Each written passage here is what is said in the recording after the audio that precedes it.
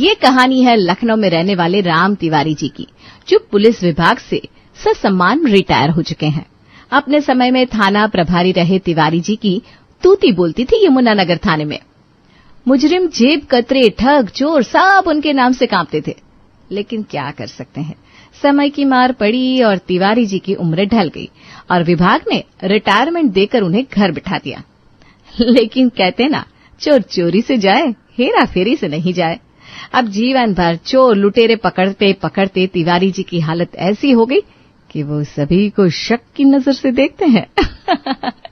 सुबह 5 बजे। अरे रामू, आ गया तू? नमस्कार बाबूजी, जल्दी से दूध ले लीजिए, अभी मुझे बहुत सारे घरों में दूध पहुंचाना है। अच्छा रामू, एक बात बता, कितनी भैंस है तेरे पास? 2 भैंस है मालिक। कितना दूध दे देती है दोनों मिलकर? 15 लीटर तो दे ही देती है मालिक। अच्छा, और मोहल्ले में कितने घरों में दूध देता है तू, और कितना कितना दूध देता है? अरे बाबूजी, हमारी कोनो भैंस या गायब ना हुई है जो आप रपट लिखने लगे सवेरे सवेरे। अरे हम कह रहे कि जल्दी से दूध का बर्तन लेकर अपना दूध ले लीजिए, हमको जाने दीजिए, सुबह सुबह का समय है और आप हमारी FIR लिखने बैठ गए। अरे जितना कह रहा हूं उतना जवाब देना।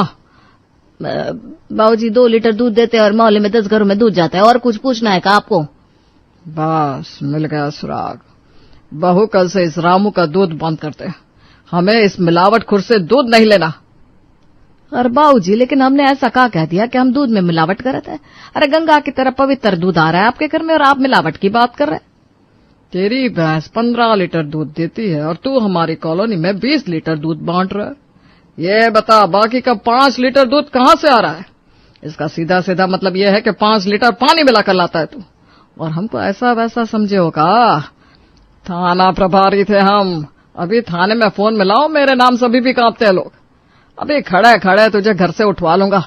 धोखाधड़ी करता है, मिलावट करता है, भोले भाले लोगों को धोखा देता है। अरे भाभी जी, माफ करिए, हमको आपके ससुर जी तो सठिया गए हैं। थोड़ी देर और यहाँ में रुका ना तो टेंशन में ब्लड प्रेशर हाई हो जाएगा हमारा। यहाँ तो एक के बाद एक इतने सवाल दाग देते हैं कि इंसान ने जो काम ना भी किया हो ना, वो हड़बड़ाहट में कबूल कर ले।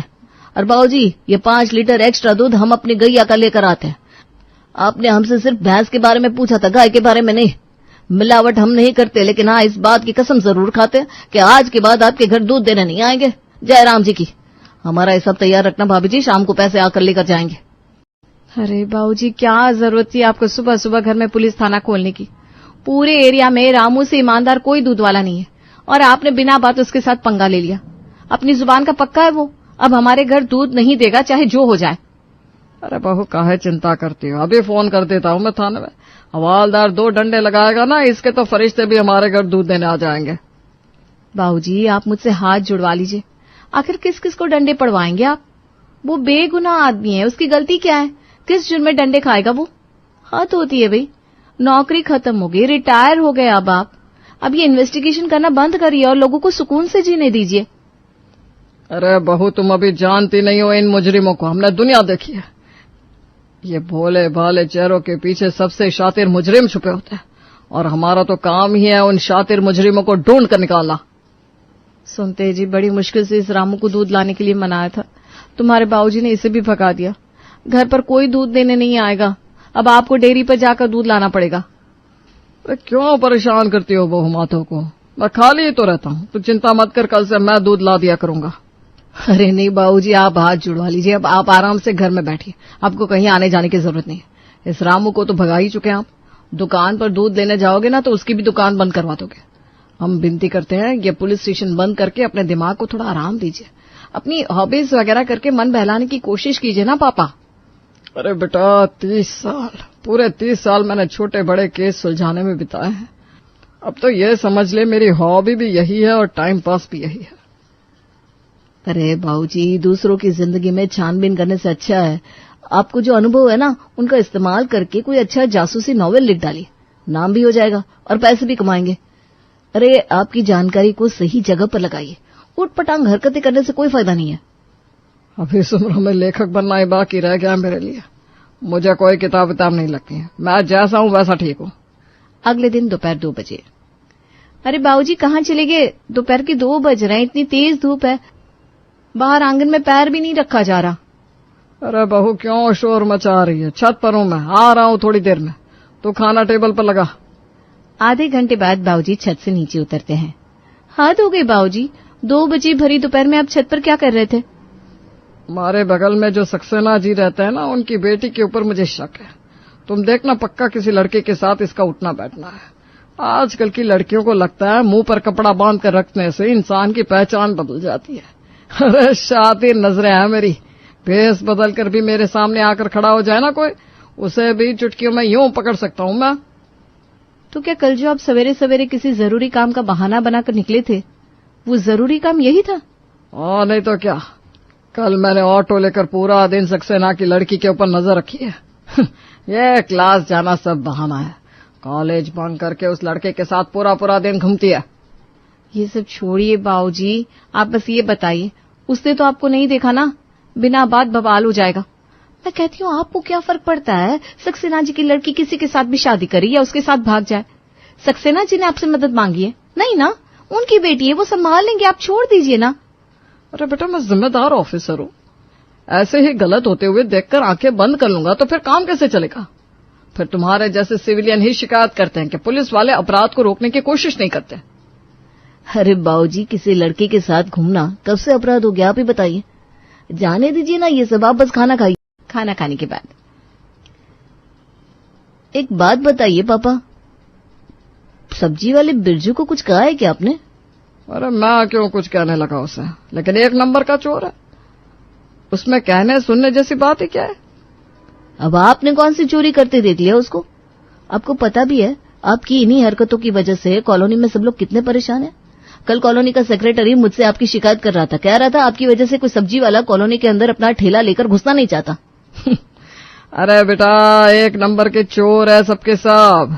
तुझे पता है, मंडी से 1.5 गुना दामों पर सब्जी बेचता है वो सब्जी वाला।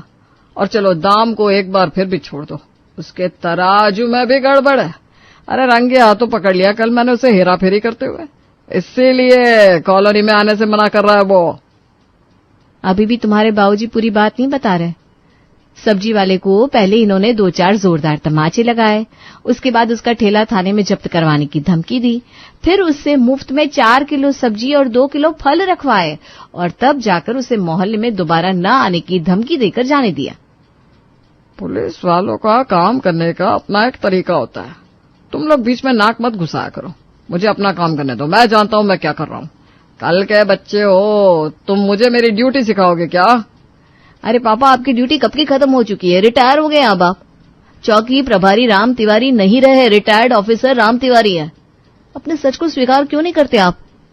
जाने दीजिए ना, आप खाना खाकर अपने काम पर जाइए, बाबूजी को ये सब समझ में नहीं आने वाला। अगले दिन दोपहर के समय बहू राधिका घबराती हुए अपने पति को फोन करती है। सुनो, मुझे लगता है हम दोनों ने बाबूजी को कल रात कुछ ज्यादा ही बोल दिया। कहीं ऐसा तो नहीं कि हमारी बात से नाराज होकर वो घर छोड़कर चले गए? अरे तुम एक बार शैलजा को फोन करो ना, हो सकता है उसे बताकर गए हो। पति की बात सुनकर राधिका जल्दी से ननद शैलजा को फोन लगाती है। कहाँ हो तुम? कॉलेज में हूँ भाभी, क्या हुआ? अरे तुम्हें बाबूजी ने कुछ बताया था क्या? उन्हें कहीं जाना है आज? नहीं तो भाभी, मुझे तो बाबूजी ने ऐसा कुछ नहीं बताया। क्या हुआ, बाबूजी बिना बताए कहीं चले गए क्या? अरे पता नहीं कहाँ चले गए बाबूजी, काफी देर से पता ही नहीं चल रहा, समझ में नहीं आ रहा। वैसे तो वो लंच के समय खुद ही लौट आते हैं, लेकिन आज पता नहीं कहाँ रह गए। कुछ देर बाद तिवारी जी के बेटे के पास किसी का फोन आता है और उसके बाद वो दौड़ता हुआ घर से बाहर निकल जाता है। मेन रोड के पास तिवारी जी ने कई सारे लोगों को रोक रखा था और उन्हें न जाने क्या समझा रहे थे। अरे पापा, आप यहाँ क्या कर रहे हो? हम लोग कब से आपका लंच के लिए वेट कर रहे हैं। बेटा देख रहे हो तुम आजकल के यूथ की हालत, ये है हमारी नौजवान पीढ़ी। ना तो इन्हें अपनी सेफ्टी का ध्यान है, ना ही सड़क पर चल रहे दूसरे लोगों की। हेलमेट नहीं लगा रखा, बोलो किसी ने कार चलाते समय सीट बेल्ट नहीं लगा रखी। 20-30 साल पहले जब लोग उतने पढ़े लिखे नहीं होते थे, तब उनको ये बात समझाते हुए ठीक लगता था, क्योंकि उन्हें इन चीजों की जरूरत नहीं पता थी। लेकिन तुम तो पढ़े लिखे बच्चे हो, तुम्हें तो सेफ्टी का मतलब पता होना चाहिए। अरे पापा चलिए ना, आप हेलमेट न लगाने वालों के चालान काटने के लिए ट्रैफिक पुलिस है ना, आप क्यों परेशान होते हो? क्या जरूरत पड़ी है आपको ये सब करने की? बेटा मैंने तुझे पहले भी बताया है कि मैं अपनी आंखों के सामने अपराध होते हुए नहीं देख सकता। माधव किसी तरह समझाकर अपने पिताजी को घर लेकर आता है। अरे अंकल जी, काहे को परेशान करते हो अपने बच्चे को आप? बेचारे कितने घबरा जाते हैं। कहीं जाना होता है तो बोलकर जाया करो ना। बेचारी मेम साहब पूरे मोहल्ले में आपको ढूंढती घूम रही थी। ये छोड़, तो बता शांता, 202 नंबर वालों के यहाँ काम करने के लिए तू ही जाती है ना? हाँ जाती है, लेकिन आप ऐसा क्यों पूछ रहे ले? ऐसा है कि हम लोग खाना खा ले, उसके बाद मेरे साथ तू भी उधर ही चल दे। 202 नंबर वाले वर्मा जी ने बताया कि उनके घर से एक मोबाइल फोन चोरी हुआ है। मोबाइल फोन चोरी हो गया? ऐसे कैसे चोरी हो गया? सवेरे तो मैं उनके यहाँ काम करके गई थी, तब तक तो ऐसी कोई बात नहीं थी। वही तो, ऐसे कैसे घर में से मोबाइल फोन चोरी हो गया? केस की तफ्तीश की जिम्मेदारी मेरी है, इसलिए तू भी मेरे साथ उनके यहाँ चलेगी। एक मिनट, आपकी कहने का मतलब क्या है? आप मेरे पे शक कर रहे हैं क्या साहब? जब तक मुजरिम पकड़ा नहीं जाता, मेरे शक के घेरे में तुम भी हो, इसलिए ज्यादा होशियारी दिखाने की जरूरत नहीं है। चुपचाप उनके यहाँ चलो, उसके बाद मैं तफ्तीश शुरू करूंगा। काम करते करते सारी उम्र बीत गई मेरी, अब बुढ़ापे में मेरे ऊपर चोरी का आरोप लगा रहे ले आप। ठीक है, मैं चलेगी आपके साथ। जब मैंने कुछ किया ही नहीं तो मैं डरेगी थोड़ी ना। लेकिन एक बात आप भी सुन लो, आपको बहुत शौक चढ़ा है ना थानेदार बनने का। अगर मैं चोर नहीं निकली तो अपने लिए दूसरी नौकरानी का इंतजाम कर लेना। आपके जैसे सन के बूढ़े के यहाँ मैं नहीं काम करने वाली। अरे शांता मौसी, आप क्यों बाबूजी की बात का बुरा मानती हो? आपको पता है ना बाबूजी की आदत। अरे तो बांध के रखो ना अपने बाबूजी को। सड़क चलते लोगों को काटता घूमता है तुम्हारा बाबूजी। मैं किसी की फालतू बात बर्दाश्त नहीं करती मेम साहब। आखिरकार वही हुआ जो होना था। वर्मा जी ने थोड़ी देर में फोन करके बता दिया कि मोबाइल वो अपनी छत पर रखकर भूल गए थे और उन्होंने बिना बात ही फोन की चोरी होने का शोर मचा दिया। शांता खा जाने वाली नजरों से तिवारी जी को देख रही थी। बेचारी राधिका के हाथ पैर जोड़ने के बाद भी शांता रुकने के लिए तैयार नहीं हुई और इस तरह घर के कामों में मदद के लिए आ रही इकलौती काम वाली भी काम छोड़कर चली गई। मैं बता रही हूँ तुम्हें माधव, इस घर में ना अपने बाबूजी के साथ तुम अकेले रह जाओगे। मैं भी ज्यादा दिन बर्दाश्त नहीं करने वाली हूँ। 2-4 दिन में मैं भी घर छोड़कर चली जाऊंगी। अरे परेशान हो गई हूँ, इस घर का काम कभी खत्म ही नहीं होता। जब तक बाबूजी नौकरी करते थे कितना सुकून था इस घर में। पूरा दिन बाबूजी थाने में रहते थे और हम अपनी जिंदगी सुकून से जी रहे थे। जिस दिन से बाबूजी रिटायर होकर घर में बैठ गए, हमारी तो जिंदगी में ग्रहण लग गया। सब्जी वाला, दूध वाला, काम वाली सबको भगा दिया तुम्हारे बाबूजी ने। सारा काम मुझे करना पड़ता है। तुम्हें पता है, आसपास के किसी स्टोर में ऑनलाइन कोई सामान ऑर्डर कर दो ना तो वो हमारा एड्रेस देकर सामान देने से इनकार कर देते हैं। ब्लैक लिस्टेड हो गया है पूरे एरिया में, और सिर्फ तुम्हारे बाबूजी की हरकतों की वजह से। और अब कहाँ चले गए तुम्हारे बाबूजी? मिल जाए ना तो जाकर बोल देना चाय बन गई है, आकर चाय पी ले, वरना समय पर चाय ना मिलने की FIR लिखा देंगे मेरे नाम की। बाबूजी, ये खिड़की पर दूरबीन लगाकर क्या देख रहे हैं आप? बेटा, आजकल मैं सुनीता के केस पर काम कर रहा हूँ। कौन सुनीता? उस सामने वाली गली में जो रहती है, क्या हुआ उन्हें? अभी तक तो कुछ हुआ नहीं, चिंता मत करो, कुछ ही दिन में खुलासा हो जाएगा। उसका पति दूसरे शहर में नौकरी करता है। मैंने अक्सर एक आदमी को उसके घर आते जाते देखा है। मुझे पूरा शक है कि ये उसके साथ भागने की तैयारी कर रही है। अरे बाबूजी, क्या जरूरत है ये सब करने की आपको? ये दूरबीन लगाकर आप उसे देख रहे हैं क्या? बेटा, इस खिड़की पर बैठकर सुनीता का दरवाजा बिल्कुल साफ नजर आता है। मैं उसका घर से बाहर जाने का, वापस आने का टाइम, सारी एक्टिविटीज नोट करता हूँ। पूरा पैटर्न तैयार कर लिया मैंने। बहुत जल्द कातिल का खुलासा करने वाला हूँ। कातिल? अब मेरा मतलब है आशिक का खुलासा करने वाला हूँ। अरे बाबूजी, चलिए आप चलकर चाय पी लीजिए। ये उम्र आपकी राम नाम जपने की है। अब क्या कॉलोनी से भी धक्के मारकर बाहर निकलवाएंगे आप हम लोगों को? माधव अपने पिताजी को समझा रहा था, तभी नीचे बहू के जोर जोर से चिल्लाने की आवाज सुनाई देने लगती है। जल्दी चलो बाबूजी, लगता है कुछ हुआ है, राधिका चिल्ला रही है। बाबूजी और माधव दौड़ते हुए बहू राधिका के पास पहुंचते हैं।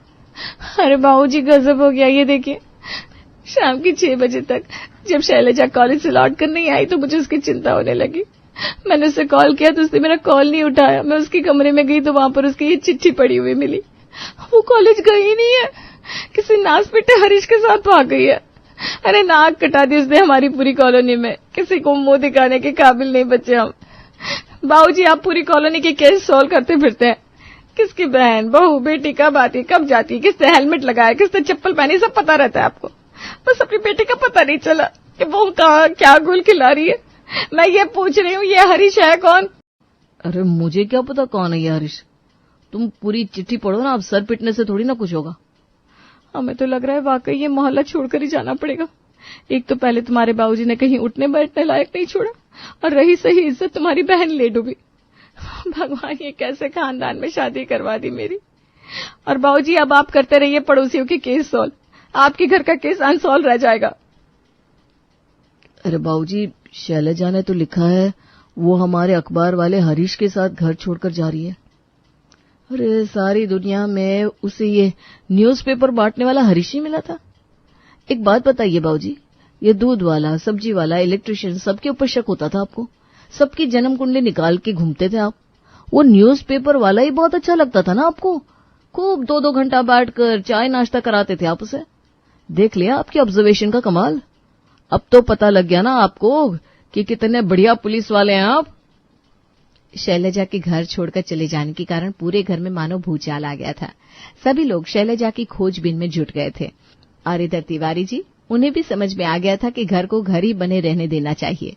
पुलिस स्टेशन बनाने से कोई फायदा नहीं होता। अंकिता बहुत ही सीधी बहू थी। वो हमेशा ही पढ़ाई में लगी रही और बस 20-21 की हुई कि उसके माता पिता ने उसकी शादी करवा दी। वो अपनी सास नीलिमा को अपनी माँ ही मानती थी।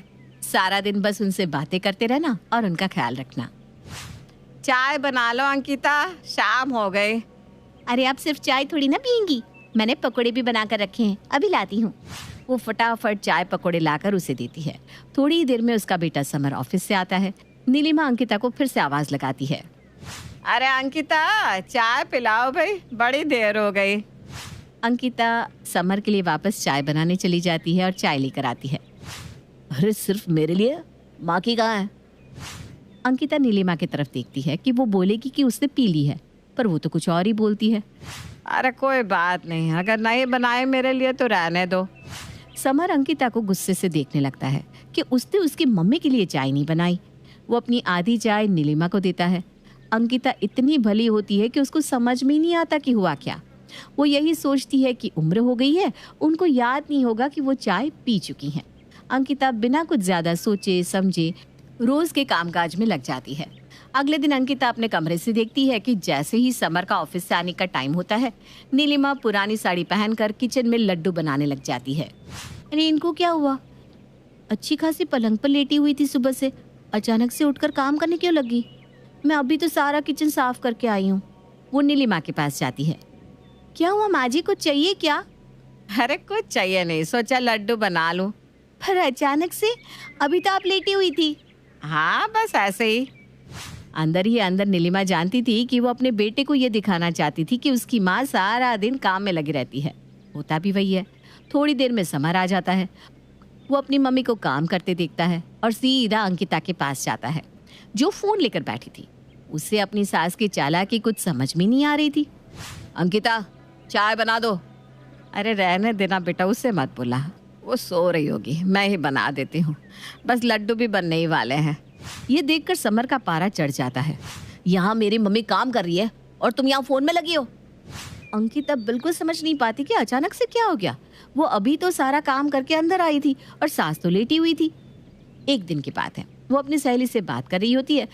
तभी बातों बातों में वो पूरा वाकया अपनी सहेली को बताती है। उसकी सहेली कहती है कि देख, तेरी सास नीलिमा बहुत चालाक है और वो जानबूझकर अपने बेटे के सामने काम करने लग जाती है। उन दोनों की बातें खत्म होती है तो अंकिता को भी अपनी सहेली की बातें सही लगने लगती है। वो सोचती है कि अपनी सास को एक बार परखना तो पड़ेगा ही। वो सारा दिन काम में लगी रहती है, बहुत सारा सामान नाश्ता बनाती है, घर की बहुत अच्छे से साफ सफाई करती है। बस समर के आने से पहले कमरे में चली जाती है और नीलिमा जो सुबह से लेटी हुई थी, बाथरूम में जाकर धुले हुए कपड़े फिर से धोने बैठ जाती है और रसोई में बड़ी सी कढ़ाई चढ़ा देती है। अंकिता भी उससे ज्यादा बड़े कपड़ों का ढेर लेकर बैठ जाती है। समर आता है, दोनों को देखता है और किसी को कुछ नहीं कहता। नीलिमा अंकिता को घूरने लगती है और सब काम छोड़कर वापस सोने चली जाती है। पर अब अंकिता को नीलिमा का गेम समझ में आ चुका था। एक दिन समर ऑफिस से जल्दी घर आया तो देखता है कि उसकी माँ तो आराम से सो रही है और अंकिता किचन में लगी हुई है। वो अपने लिए चाय बनाने को बोलता है और कमरे में चला जाता है। नीलिमा को पता ही नहीं था कि समर घर आ चुका है। जैसे ही रोज का समर का ऑफिस से आने का टाइम होता है, वो फौरन रसोई में घुस जाती है और स्लैब साफ करने लगती है। इस बार समर देख लेता है। एक दिन नीलिमा की कुछ सहेलियां घर आती है। अरे मेरा क्या है, जो बहू दे देती है मैं खा लेती हूँ, मेरे कोई नखरे नहीं है भाई। अंकिता थोड़ी थोड़ी देर में कुछ बनाकर लाती रहती है। अरे मम्मी जी, आपने ये परसों बनवाया था ना, ये बोलकर कि मेरे हाथ का अच्छा लगता है, ये लीजिए मैंने सबके लिए बना दिया। तुम तो कह रही थी कि तुम कुछ ज्यादा खाती नहीं हो, फिर तुम्हारी बहू नई नई डिशेस किसके लिए बनाती है? अरे उसको शौक है, अब बना बना खाना फेंक नहीं सकते ना, तो खा लेती हूँ। ये कहकर वो दोनों हाथों में पकोड़े भरकर खाने लगती है। अरे नीलिमा, पिछली बार मिले थे तो बढ़िया साड़ी पहनी हुई थी और गहने भी नए नए से थे। अरे अब बस उम्र के साथ ना कुछ भी नया लेने का मन ही नहीं करता। मेरी तो अलमारी खाली पड़ी है, मैंने तो सब बहू को दे दिया। अब उसकी उम्र है पहनने ओढ़ने की, मैंने तो अपने लिए ये बस 2 साड़ी निकाल ली। अंकिता रसोई में से सब सुन रही थी। वो देख रही थी कि उसकी सास सबसे कितना झूठ बोल रही है और भोली बन रही है, जबकि अंकिता उसे हर त्योहार पर साड़ी देती है और कभी कभी छोटा सा गहना भी आ ही जाता है मायके से। वो खड़ी खड़ी ये सब सोच रही थी कि सास की असलियत कैसे सामने लाई जाए। तभी उसे एक तरकीब सूझती है।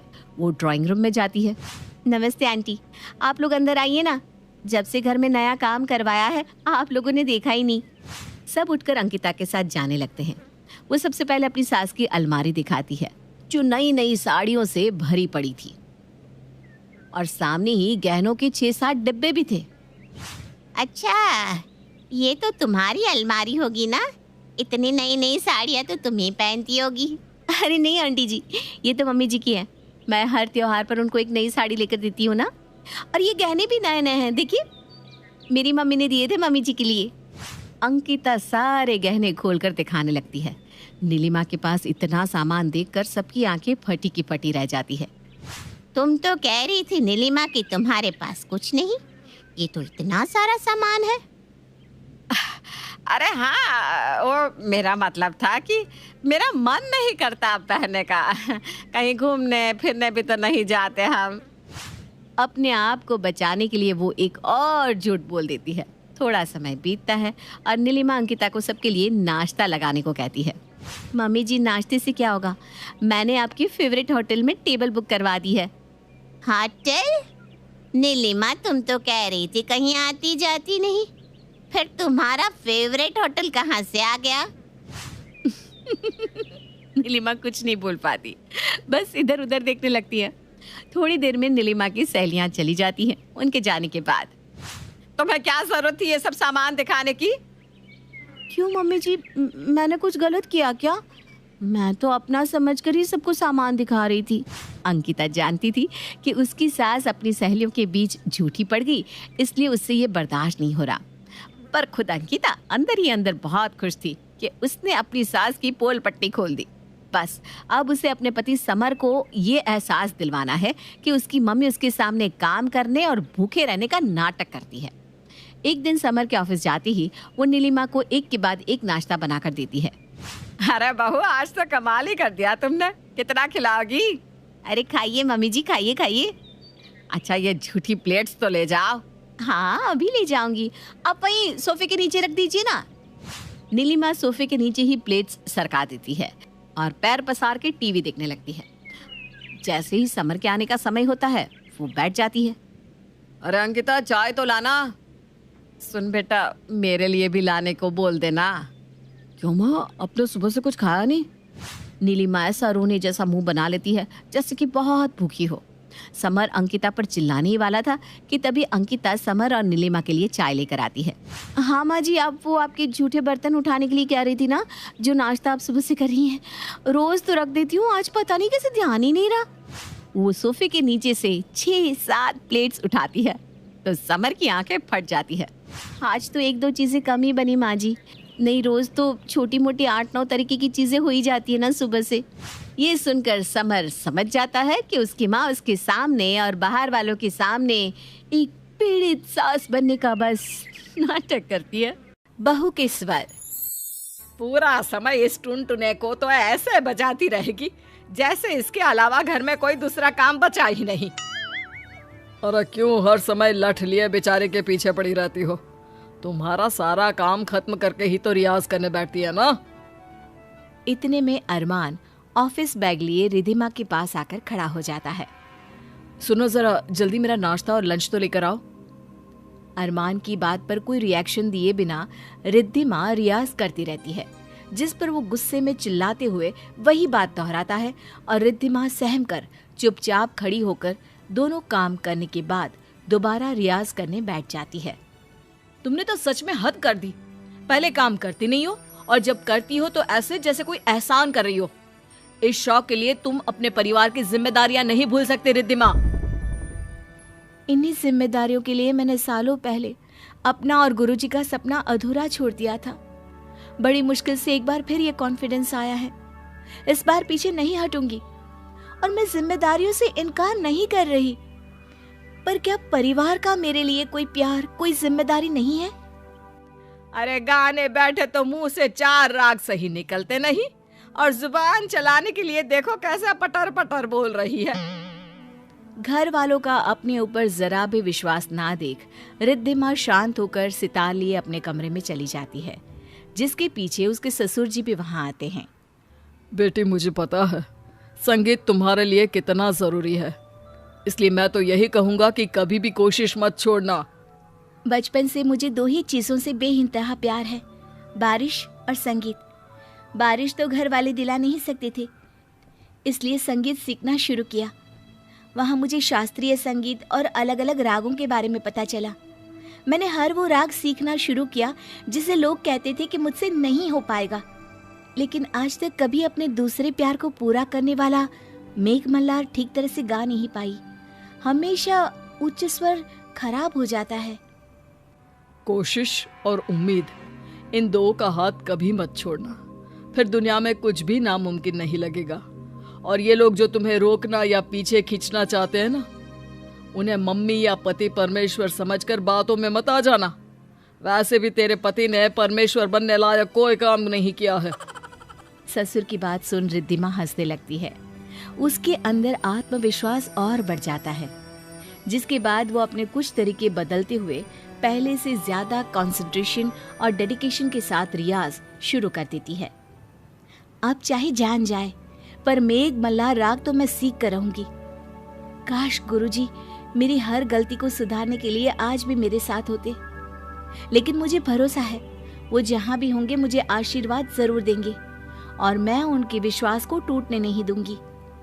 इसी के साथ रिद्धिमा दिन रात एक कर किसी की फिक्र किए बिना बस रियाज पर ध्यान देती है, जिससे सांस पहले से ज्यादा किलस जाती है। पहले इस गाने बजने के लिए बस काम चोरी करती थी, अब तो काम करना ही बंद कर दिया। रिद्धिमा, मम्मी ये सब क्या बोल रही हैं? क्या तुम्हें घर वालों को परेशान करने में ज्यादा मजा आ रहा है? क्यों हमेशा ऐसे काम करती हो जिससे सबको गुस्सा आ जाए? अरमान और अपनी पत्नी की बातें सुन इस बार ससुर को भी गुस्सा आ जाता है। दोनों माँ बेटे ने कसम खाई है क्या? ना जिएंगे ना किसी को जीने देंगे। और तुम किन सबके गुस्सा होने की बात कर रहे हो? मुझे तो बहू के गाने से कोई दिक्कत नहीं है, लेकिन तुम दोनों से जरूर है। इसलिए अगर इसके बाद किसी ने बहू को कुछ बोला तो मुझसे बुरा कोई नहीं होगा। पति को गुस्से में देख सास चुपचाप वहां से चली जाती है, जिसे देख अरमान भी अपने कमरे में चला जाता है। इसी तरह समय बीतने लगता है और देखते ही देखते सावन का मौसम आ जाता है। एक दिन रिद्धिमा घर के आंगन में बैठी मेघ मल्हार राग का रियाज कर रही होती है और तभी बारिश शुरू हो जाती है, जिसे देख रिद्धिमा खुशी में चिल्लाते हुए सब घर वालों को बुलाती है। देखिए पापा जी, मम्मी, अरमान, मैंने कर दिखाया। आज मैंने गुरुजी का सपना पूरा कर दिया। गुरुजी का नहीं, अपना भी। मुझे तो हमेशा से ही पता था कि तुम कर लोगी। मुझे तुम पर गर्व है बहू। तुम अपनी म्यूजिक क्लासेस क्यों नहीं खोल लेती? अरे ये तो सावन का मौसम है और बारिशें आना लाजमी है, तो दोनों ससुर बहू बेफिजुल में इतना उछले नहीं। हाँ पापा, मम्मी बिल्कुल सही बोल रही हैं।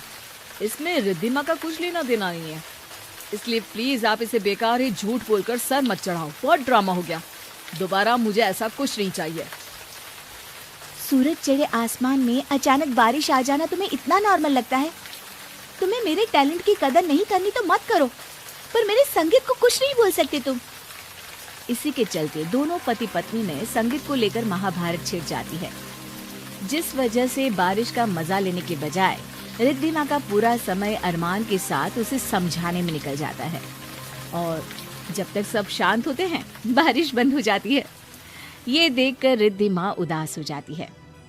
मैंने जिसके लिए इतने साल इंतजार किया वो मेहनत आज सफल भी हुई, तो तुम्हारी वजह से मैं उसे पल भर सुकून से महसूस भी नहीं कर पाई। तुम्हें तो पूरा भरोसा है ना कि बारिश तुम्हारे गाने की वजह से आई थी, तो ठीक है, मैं तुम्हें कल का पूरा दिन देता हूँ। गा लो अपना सारे गामा और बुला लो बारिश। अगर तुमने ऐसा कर दिखाया तो मैं खुद तुम्हें म्यूजिक एकेडमी खोल कर दूंगा। अपने आप को सबके सामने साबित करने का मौका देख रिद्धिमा उसे तुरंत मंजूर कर लेती है और अगली सुबह दिन चढ़ते ही सब आंगन में आकर बैठ जाते हैं, जहां रिद्धिमा सितार लिए गाना और संगीत शुरू करती है। लेकिन ये सब उसे जितना आसान लगता है उतना होता नहीं। इसी तरह सुबह से रात हो जाती है, लेकिन मौसम में कोई फर्क नहीं पड़ता। हे भगवान, आज तो इतनी बारिश हुई कि मैं डूबते डूबते बची। तुमसे ना हो पाएगा रिद्धिमा। अच्छा रहेगा कि अगर जल्दी अपनी बहू वाली ड्यूटी संभाल लो। बात एक पूरे दिन की हुई थी ना, और 12 बजने में अभी बहुत समय है। अभी भी रिद्धिमा का कॉन्फिडेंस देख सास और अरमान हैरानी से एक दूसरे को देखने लगते हैं, जिसके बाद सब कुछ देर आराम करने के बाद डिनर करके दोबारा आंगन में पहुंच जाते हैं और रिद्धिमा एक बार फिर पूरे जोश, हिम्मत और प्यार के साथ गाना शुरू करती है। हे भगवान, इस बार सब कुछ अच्छा करना। अगर कोई गड़बड़ हुई तो मेरी कैकेयी जैसी पत्नी बेचारी बहू का घर में सांस लेना तक मुश्किल कर देगी। रिद्धिमा धीरे धीरे उच्च स्वर की तरफ बढ़ती है, जिसे सुन अरमान का ध्यान भी उसकी तरफ खींच जाता है। अब सब ध्यान और शांति से रिद्धिमा को सुनने लगते हैं, जिसके कुछ ही देर में अचानक बारिश शुरू हो जाती है। ये देखकर अरमान और सास की आंखें खुली की खुली रह जाती हैं। I can't believe this। मुझे ये संगीत और ऐसे राग जिनसे बारिश हो जाए बेकार लगता था, लेकिन तुमने साबित कर दिया कि मैं संगीत और तुम्हारे बारे में कितना गलत था रिद्धिमा। अब वादे अनुसार अरमान रिद्धिमा को उसकी म्यूजिक एकेडमी खोल कर देता है और उसी के साथ दोनों माँ बेटे को संगीत के साथ रिद्धिमा के सपनों की अहमियत भी समझ में आ जाती है और वो उन सब की इज्जत करने लगते हैं। कहते हैं हर किसी इंसान के पास कुदरत का दिया हुआ कुछ न कुछ टैलेंट तो होता ही है। किसी को साफ सुथरा रहना पसंद होता है, कोई गाना अच्छा गा लेता है, कोई पढ़ने में अच्छा होता है, तो कोई खाना अच्छा बना लेता है। लेकिन हमारी तितली सबसे अलग है। उसके पास लापरवाही का टैलेंट है। शायद उसने तो उस चीज में पीएचडी कर रखी है, और ये और कोई नहीं बल्कि उसकी माँ ही कहती रहती है। चावल नीचे से जल गए थे, ये देखकर जानकी जोर से चिल्लाती है। अरे तितली, तुझे बस 2 मिनट कहा था कि चावल को देखना, देख तेरी वजह से पूरे चावल जल गए।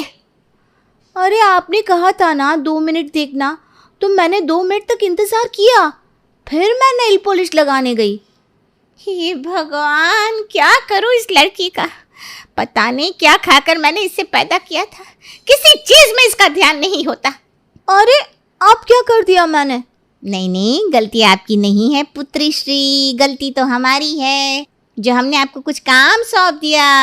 हाँ, ठीक है माँ, कोई बात नहीं, गलती सबसे होती है, आपने मान लिया ना, चलो मैं आपको माफ कर देती हूँ बस। अरे चुप कर, तुझे पता भी है 25 की हो गई है अब तू।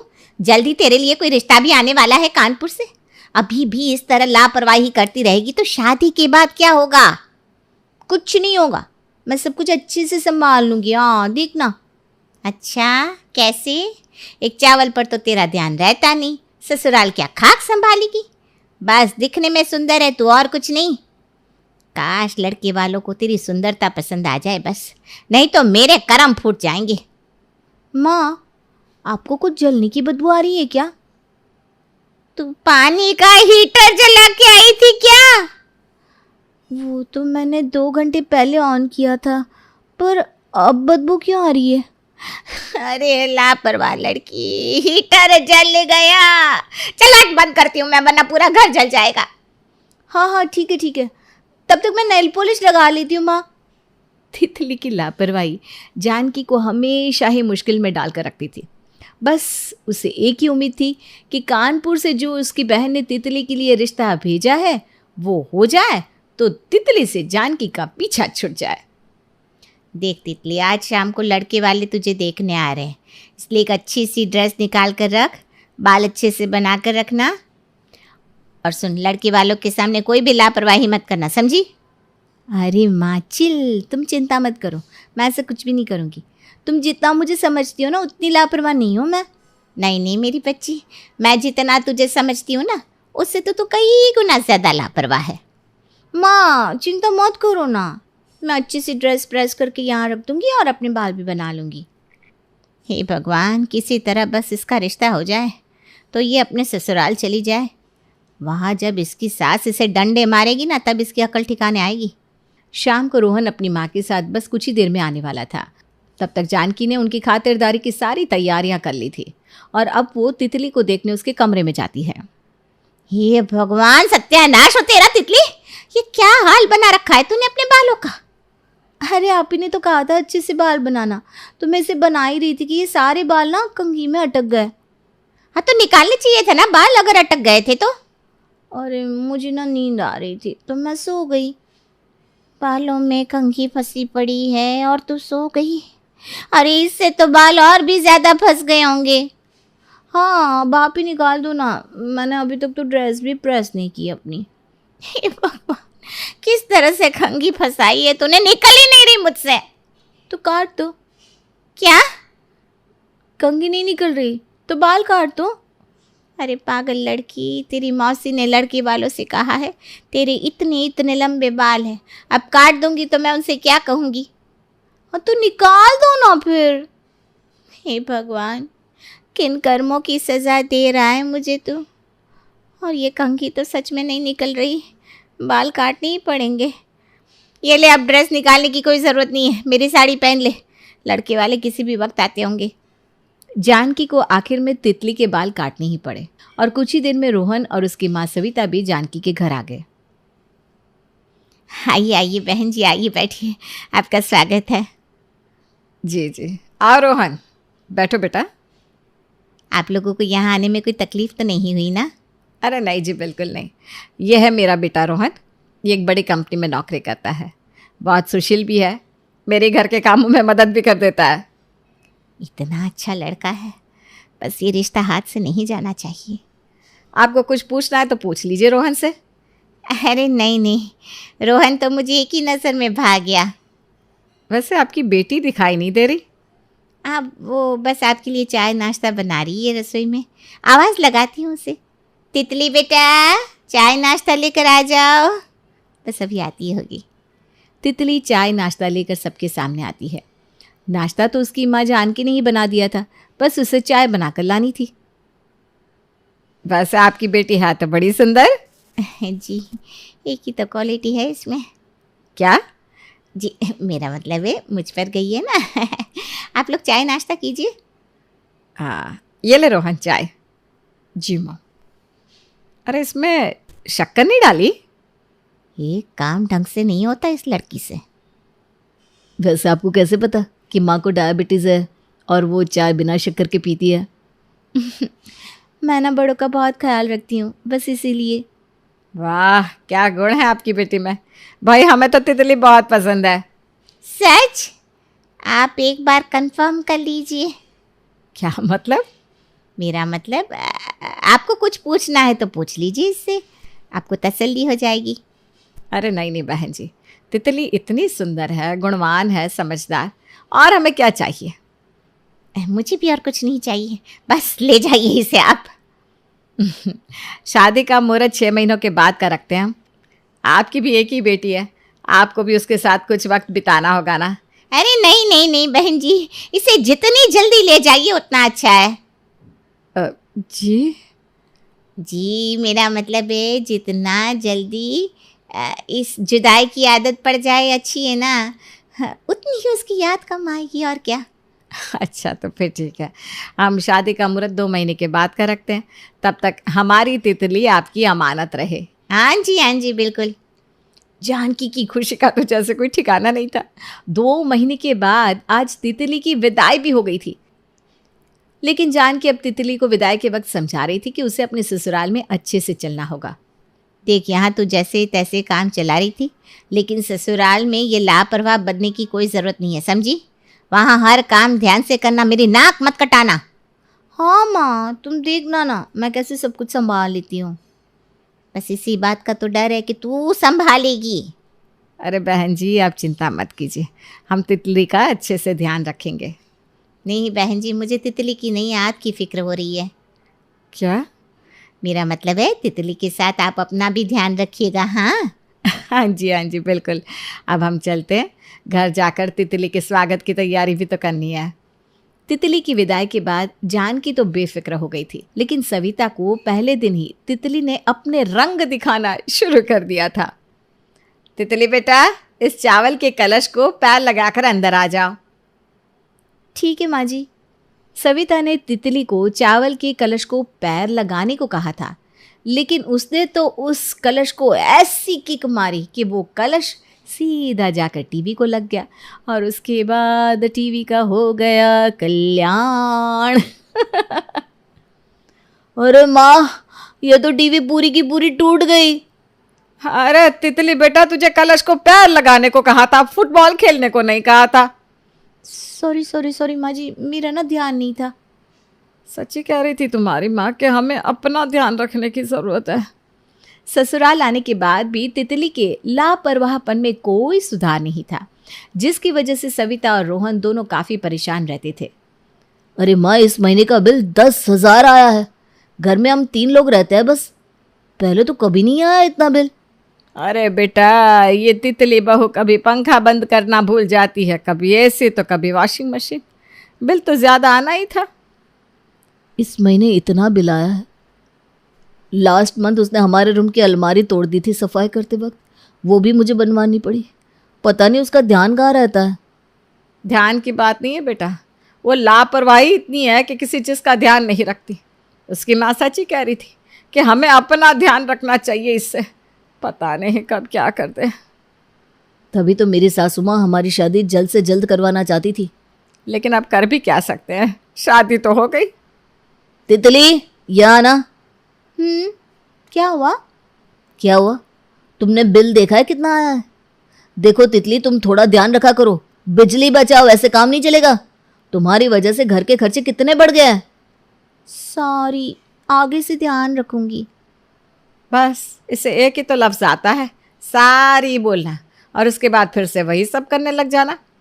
पता नहीं इसे कब समझ आएगी। तितली की लापरवाही हर चीज़ में देखी जाती थी। घर के खर्चे और बाकी काम तो फिर भी ठीक थे, लेकिन खाना बनाते वक्त भी वो लापरवाही करने लगती थी। माँ, ये घर में अजीब सी बदबू कहाँ से आ रही है? पता नहीं, मैं तो सब्जी लेने गई थी, तब तो नहीं थी। तितली कहाँ है? तितली? वो तो रसोई में खाना बना रही होगी। कहीं उसने गैस तो खुला नहीं छोड़ दिया माँ? अरे इसका कोई भरोसा नहीं, ये लड़की कुछ भी कर सकती है। चल जल्दी से देखते हैं। रोहन का शक सही था। तितली ने सही में गैस खुला ही छोड़ दिया था, जिससे पूरे घर में गैस फैल गई थी। ये देखो, किसी दिन ये लड़की हमें मरवा के छोड़ेगी। मैं जल्दी से खिड़कियाँ खोलती हूँ, दरवाज़ा भी खोलती हूँ, जिससे बदबू बाहर चली जाए। तितली, तितली, यहाँ आओ जल्दी से। हाँ, क्या हुआ? क्या हुआ पूछ रही हो? आज तो तुमने हम सबको मरने का इंतजाम ही कर दिया था समझो। अरे खाना बनाने के बाद इतना तो ध्यान रखना चाहिए कि जरा गैस बंद कर दूं। अरे मेरा ध्यान ही नहीं रहा, सॉरी।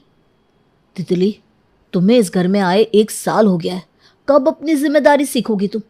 मायके से चलती आई लापरवाही अभी तक चली रही है तुम्हारी। वो ना, मुझे उल्टी हो रही थी तो मैं ऐसे ही चली गई थी, गैस का ध्यान मुझे नहीं रहा। उल्टी हो रही थी?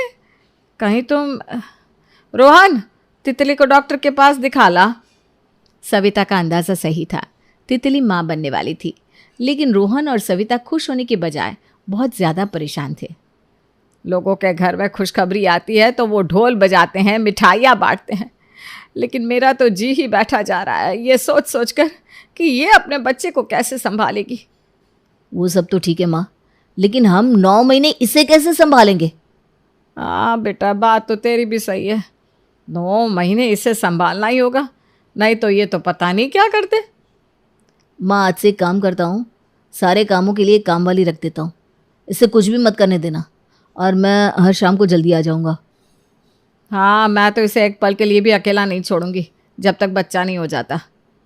तितली की लापरवाही का ध्यान रखते हुए रोहन और सविता 9 महीने तितली का साया बनकर उसके साथ चलते रहे, जिससे तितली की डिलीवरी भी सही से हो गई और छोटा रोहन भी सही सलामत इस दुनिया में आ गया। बधाई हो बेटा, देख तेरा बेटा इस दुनिया में आ ही गया। आपको भी बधाई हो माँ, आपका पोता आ गया है। मुझे भी दीजिए ना मुन्ने को, मैं भी उसे अपनी गोद में लेना चाहती हूँ माँ जी। नहीं नहीं तितली, तूने मुन्ने को गिरा दिया तो मैं तुझे नहीं दे सकती। जब इसे दूध पीना होगा तब मैं तेरे पास ले आऊंगी, उसके बाद ये मेरे पास ही रहेगा बस। हाँ तितली, माँ सही कह रही है।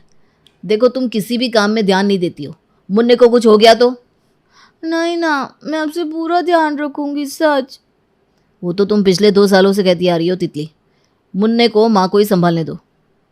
तितली की लापरवाही से डरते हुए सविता और रोहन मुन्ने को तितली के पास कभी नहीं छोड़ते थे, लेकिन तितली भी अब माँ बन चुकी थी। उसे अब अपने बच्चे को लेने की, उसके साथ खेलने की बहुत तड़प होने लगी थी। माँ लाइए ना, मुन्ने को मैं नहला देती हूँ। नहीं नहीं नहीं, कोई जरूरत नहीं है तितली। पता चला कि तुम मुन्ने को पानी में ही छोड़कर आ गई तो। नहीं ना माँ जी, ऐसा कुछ नहीं होगा, सच में मैं बहुत ध्यान रखूंगी। मुन्ने को मुझे दीजिए ना। तितली, मुझे तुम पर बिल्कुल विश्वास नहीं है। मैं इतना बड़ा रिस्क नहीं ले सकती बच्चे को तुम्हें देकर। तितली को अब एहसास हो रहा था कि उसने आज तक जितनी भी लापरवाही की है, उसकी वजह से आज उसे अपने बच्चे से दूर रहना पड़ रहा था। लेकिन अब कोशिश वो कर रही थी कि अपने बच्चे को संभालने के काबिल बन जाए। माँ जी ये देखिए, मैंने मुन्ने के कपड़े निकाल दिए हैं, उसका तेल, पाउडर, उसके मोजे और पानी भी चेक कर लिया है, ज़्यादा गर्म नहीं है। ठीक है ठीक है। माँ जी मुन्ने को नहलाने दीजिए ना, फिर मैं उसे कपड़े पहना देती हूँ। इतना तो आप मुझे करने देंगे ना? ठीक है, मैं नहला कर लाती हूँ मुन्ने को, फिर तुम उसे तैयार कर देना। तितली ने इस बार कोई भी लापरवाही किए बिना मुन्ने को तैयार कर दिया। ये देखकर रोहन और सविता खुश हो रहे थे कि तितली अपने बच्चे के लिए ही सही, लेकिन अब अपनी जिम्मेदारियों को तो संभालने लगी थी। देख, मैंने कहा था ना, बच्चे से दूर रहकर उसे ज़रूर एहसास होगा कि उसे लापरवाही छोड़नी चाहिए। हाँ माँ, पहले तो मुझे लग रहा था कि हम तितली के साथ सही नहीं कर रहे हैं, लेकिन जब आपने कहा कि इससे वो अच्छे से अपने बच्चे का ध्यान रख पाएगी, तो मुझे समझ में आया कि ये सब आपने तितली और उसके बच्चे की भलाई के लिए ही किया है। जब तक बच्चे की तड़प नहीं होती ना, तब तक अपनी जिम्मेदारी का एहसास नहीं होता बेटा। हमने कितनी कोशिश की पहले कि तितली अपने मायके से लाई लापरवाही को छोड़ दे, लेकिन वो ध्यान ही नहीं दे रही थी। लेकिन अब उसे पता है कि उसकी लापरवाही उसे अपने बच्चे से दूर ले जा सकती है, इसीलिए अब वो बिना किसी गलती के मुन्ने का ध्यान रखने लगी है। हाँ माँ, फाइनली तितली जो मायके से लापरवाही लाई थी वो छोड़ ही दी उसने। हाँ, और अब देखना वो कैसे मुन्ने को और इस घर को अच्छे से संभाल लेती है। गुप्ता परिवार, जिस घर के हर शख्स को खाने पीने का बड़ा ही शौक है, जो उनकी सेहत से साफ झलकता भी है। घर में सब एक से बढ़कर एक खाते पीते घर के लगते हैं, लेकिन अब घर में आई है उनकी छोटी बहू खुशबू, जो बेचारी चाहे जितना मर्जी कुछ खा ले, लेकिन मजाल है कि उसके शरीर को जरा कुछ लग जाए। बेचारी खुशबू के दुबलेपन से उससे ज्यादा तो उसके ससुराल वाले परेशान हैं। तो चलिए देखते हैं अब उसके दुबलेपन को दूर करने के लिए उसके ससुराल वाले क्या क्या करते हैं। घर की तीनों महारानियों के लिए खुशबू शरबत बनाकर लेकर आई, जिस पर उसकी सास ने कहा, खाली शरबत ही पिलाएगी या इसके साथ कुछ खाने को भी देगी? भाभी लगता है आप हमें अपनी तरह बनाना चाहती हैं, एकदम सूखी और बेजान। देवरानी जी, क्यों हमारे घर की नाक काटने पर तुली हो? अब तो आस पड़ोस के लोग भी बोलने लगे हैं घर की छोटी बहू को केवल पानी पर जिंदा रख रखा है। भाभी कुछ खा पी लिया करो ना, ताकि हड्डियों पर थोड़ी चमड़ी तो दिखे। आप तो बस पतले होने का कंपटीशन में अव्वल आने की कोशिश कर रही हो। अरे तूने चंदन के बहुरिया को देखा है? कैसे फूल के गुब्बारा हो गई है। मायके से तो बिल्कुल सूख के कांटा आई हुई थी, लेकिन ससुराल का दाना पानी लगने के बाद एकदम पहलवान सी हो गई। अरे आप लोगों को मैं कैसे बताऊं कि इस घर में मुझसे ज़्यादा खाना पीना कोई नहीं खाता, लेकिन न जाने मेरे शरीर को ऐसी क्या बीमारी है कि कुछ लगता ही नहीं। खुशबू ने 2 शब्द बोले ही होते हैं, तभी वहां उसका देवर कल्लू और पति राजा आ जाता है। हाँ भाभी, मैंने देखा है आप कितना ज्यादा खाती हो। आपकी थाली में उतना ही भोजन होता है जितना कि चिड़िया दाना चुगकर अपना पेट भर ले। देवर जी, अब आप भी शुरू हो गए, कम से कम आप तो बख्श दीजिए। अरे भाभी, एक बात बताना तो भूल ही गया, घर के बाहर निकलना मत, बाहर तेज तूफान आया हुआ है, कहीं उस तूफान में आप उड़कर अपने मायके ना पहुंच जाओ। छत पर सभी सूखे कपड़ों को उतार कर नीचे ले आया हूँ ताकि तुम्हें हवा के झोंकों का सामना ना करना पड़े। अरे एक ही तो बीवी है मेरी, कहीं वो भी तूफान में उड़कर किसी और देश न चली जाए। हाँ हाँ, बहुत अच्छा किया आपने मेरी मदद करके। आप लोग मेरा कितना ख्याल रखते हैं। मेरे उड़ने की इतनी चिंता है जैसे कि मैं कोई पापा की परी हूँ ना, बात बात पर उड़ने लगूंगी। पापा की परी तो नहीं, लेकिन माचिस की तीली जरूर हो। कोई बात नहीं, लेवल सबके निकलेंगे, लेकिन निकलेंगे उसके जो तूफान के सामने खड़ा रह पाएगा। कल्लू ये बात करके जोर जोर से हंसने लगता है। घर के सभी लोग भी उसकी बात पर हंसने लगते हैं, जिससे चिढ़कर खुशबू उसे मजाक में ही कहती है, मिस्टर कल्लू जी, आपको बहुत मजे आ रहे हैं ना? मेरा मजाक बनाकर बहुत हंसी आ रही है तुम्हें? अपनी पतली भाभी के हाथ से एक झाड़ू का फटका पड़ेगा ना तो तुम्हारी सारी चर्बी ढीली हो जाएगी। भाभी, ऐसी बात है तो आप मुझे पकड़ कर तो दिखाओ। इतना कहकर कल्लू सोफे के चारों ओर चक्कर लगाते हुए भागने लगता है। खुशबू झाड़ू लेकर उसके पीछे दौड़ी और कुछ ही देर में थक जाने के बाद वो सोफे पर बैठ गई।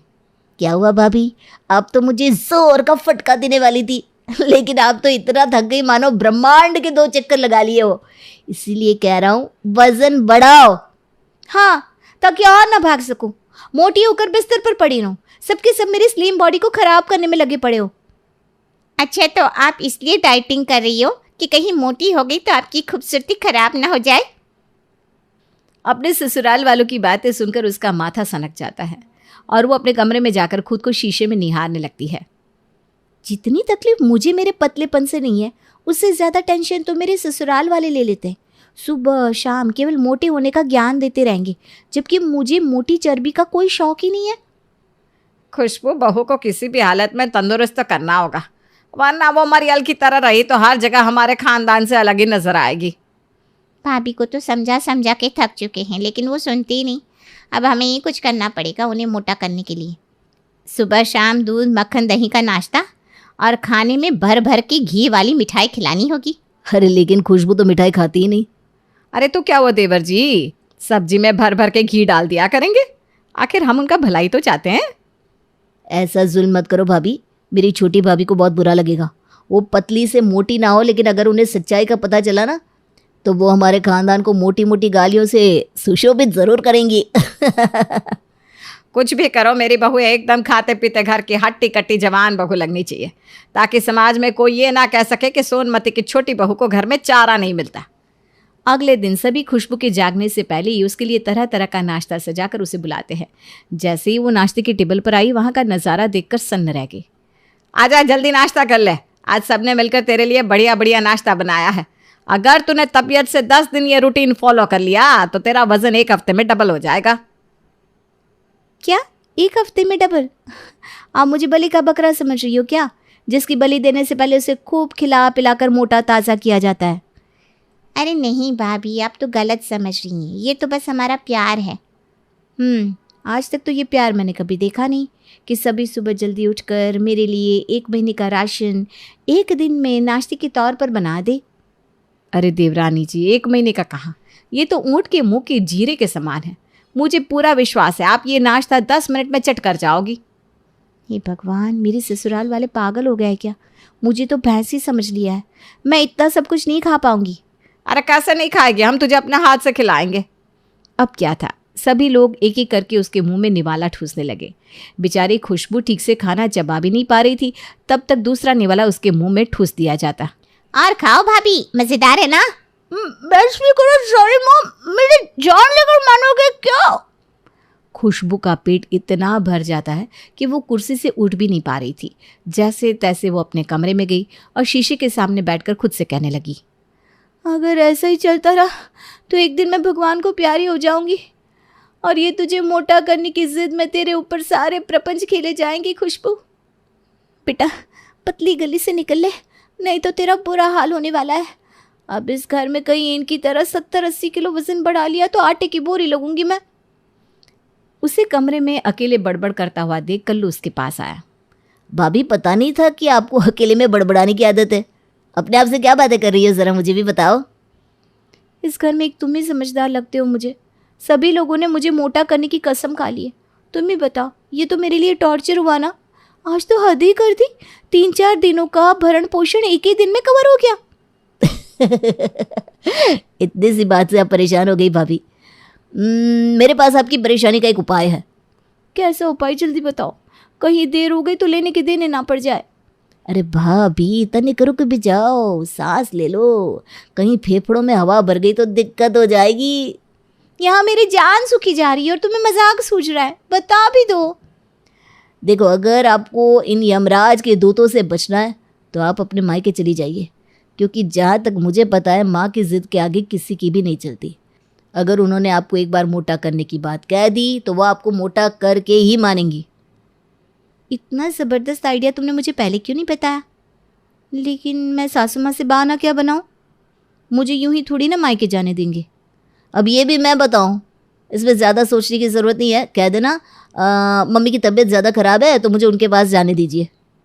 खुशबू कल्लू की बात सुनकर खुश हो जाती है और सोनमती से जाकर अपने मायके जाने की इजाज़त ले लेती है। अगले दिन वो कल्लू को लेकर मायके पहुंची। खुशबू की माँ ममता उनके लिए नाश्ता लेकर आई, जिसे देखकर कल्लू बोला, अरे माताश्री, इतने में मेरा क्या होगा? गर्मा गर्म पराठे और उसके साथ दही ले आइए, मैं पेट भर कर खाकर ही यहाँ से जाऊँगा। ठीक है बेटा, मैं तेरे लिए गर्मा गर्म पराठे बना देती हूँ। मम्मी तुम रहने दो, थक जाओगे पराठे बनाते बनाते, लेकिन मेरे देवर की भूख खत्म नहीं होगी।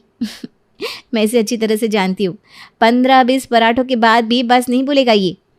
थैंक यू भाभी, मुझे इतना समझने के लिए। तो चलिए शुरू हो जाइए और मेरे लिए स्वादिष्ट पराठे बनाना शुरू कीजिए। खुशबू रसोई में जाकर उसके लिए पराठे बनाती है और इधर कल्लू लगे हाथ खाना भी शुरू कर देता है। ममता तो उसे खाते हुए देखकर दंग रह गई। भोजन खत्म करने के बाद कल्लू वापस चला जाता है, जिसके बाद ममता खुशबू से कहती है, ये तेरा देवर है या फिर हाथी का बच्चा? इसने तो 3 टाइम का खाना एक साथ ही गटक लिया। ससुराल में तो तू दिन भर रसोई में ही पड़ी रहती होगी। अरे माँ, आपने मुझे ये कैसी ससुराल सौंप दी? वो लोग तो मेरी जान के दुश्मन बन गए हैं। वे लोग खुद तो इतना खाते पीते हैं कि पूछो मत, लेकिन वो ये चाहते हैं कि मैं भी उनकी तरह का खा खा कर मोटी सांड हो जाऊं। लेकिन तुझे तो इतना चलने की आदत ही नहीं है, फिर कैसे? मेरी नाक में दम कर दिया इन लोगों ने, इसी चक्कर में तो मैं यहाँ भाग आई। सुबह शाम भूतों की तरह खिलाते हैं मुझे। ओवर ईटिंग की वजह से मेरा पेट कभी कभार फटने को हो जाता है। जब तक मैं गले तक ना खा लूं उन लोगों को चैन नहीं मिलता। वो मुझे ठूस ठूस कर खिलाते हैं। ये कैसी ज़बरदस्ती है? अब कोई भी इंसान अपनी इच्छा अनुसार ही तो खाएगा। कोई बात नहीं बेटा, चिंता मत कर। मैं तेरे ससुराल वालों की ऐसी खटिया खड़ी करूंगी कि वो तुझे ज़बरदस्ती करना तो दूर, तुझे कभी खाने पीने के बारे में बातचीत भी नहीं करेंगे। खुशबू अपनी माँ की बात सुनकर खुश हो जाती है और कुछ दिन तक अपने मायके में रहने के बाद वापस अपनी माँ के साथ ससुराल आती है। आइए आइए समधन जी, हमारे घर पधारिए और हमें अपनी मेहमान नवाजी का मौका दीजिए। जी समधन जी, क्यों नहीं। हाँ माता जी, हमारी मेहमान नवाजी में अगर कोई कमी रह जाए तो कहना।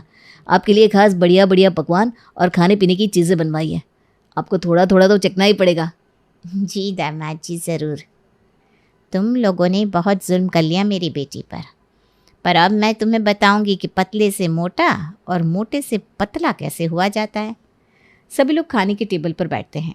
टेबल पर दर्जनों प्रकार की सब्जियां, चावल, रोटी, पापड़, अचार, मीठा और नाना प्रकार के व्यंजन देखकर ममता का तो सिर चकरा जाता है। अरे समधन जी, आपको पूरे मोहल्ले में भंडारा करवाना है क्या? पूरे खाने की टेबल भरी पड़ी हुई है। ये सब आपने किसके लिए बनवाया? अरे ये सब व्यंजन आपके लिए ही तो बनाए। खातिरदारी में कोई कमी नहीं रहे, इसीलिए तो हलवाइयों को बुलाकर ये पकवान बनवाए।